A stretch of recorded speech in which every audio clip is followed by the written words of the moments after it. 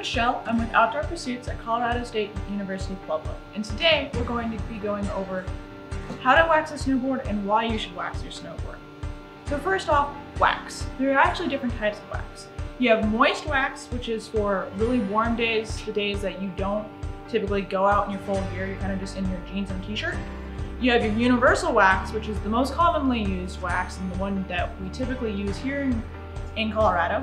And then you have your super cold wax. That's the wax you typically see those professional skier and snowboarders have. That's the wax that they're using because they're in really, really cold climates. So next you're gonna need your plastic scraper and a metal scraper. They'll help you get the wax down to the grain of your board, which is super important. And then you'll need a wire brush and a non-wire brush. So waxing your board is super important because it allows you to kind of stay on top of the powder instead of sink into your powder. And if you have little rivets in your board, like when you hit a tree or something, that area can catch and it can make you fall. You don't want to fall on your snowboard. You can wax your board kind of as frequently as you want. If you do a really hard day where you're just killing it, you know, all those wax, you're gonna want to wax your board again before you leave.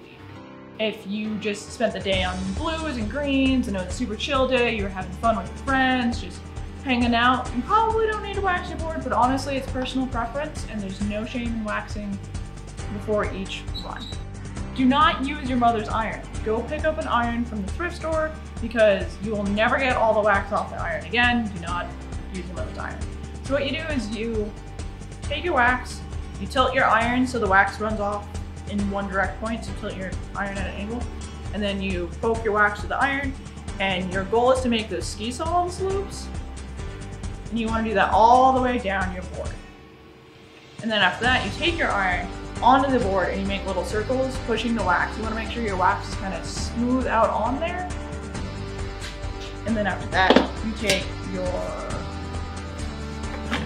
plastic one, your plastic scraper. Make sure that it has a little bit in it because the bit will help you do your edges, and you want to make sure you get the wax off your edges, or else when you catch an edge you might eat it.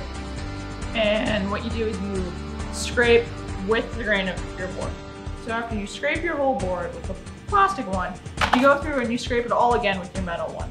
Be super careful with your metal one because if you get the angle wrong or you add too much pressure, you'll nick your board. Instead of waxing your board, you're going to have to go through and do repairs on your board. So after you scrape it with the metal one, you go through with your wire brush. With your wire brush, you're making little floofs, and what you're doing there is creating just different kind of grooves for the snow to fill. And then you go through with your plastic brush and you do the same motion.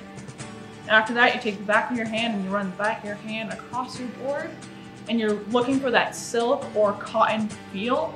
It does feel a little waxy, but you don't want any catches in it, and you really want it to feel smooth. Before your next trip, come talk to an OP staff member, bring all of your gear. That way we can help you wax your skis, wax your snowboard. Make sure you have all your gear to be out there safely on the slopes. We're open Monday through Friday, 12:30 to 5:30. Thank you for watching.